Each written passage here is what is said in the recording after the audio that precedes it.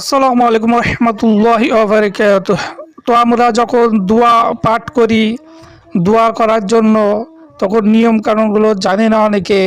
তো দুহাত তুলে আমরা সরাসরি আল্লাহর কাছে কিছু চাই, কিন্তু দোয়া করার আগে কিছু আদব কায়দা রয়েছে।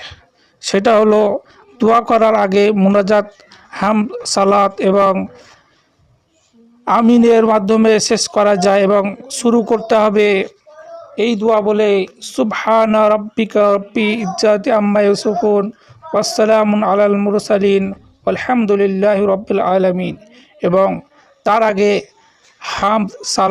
হামদ পড়তে হবে এইরকমভাবে, আলহামদুলিল্লাহি রাব্বিল আলামিন ওয়াসসালাতু ওয়াসসালামু আলা সাইয়্যিদিল মুরসালিন ওয়া আলা আলিহি ওয়া আসহাবিহি আজমাইন।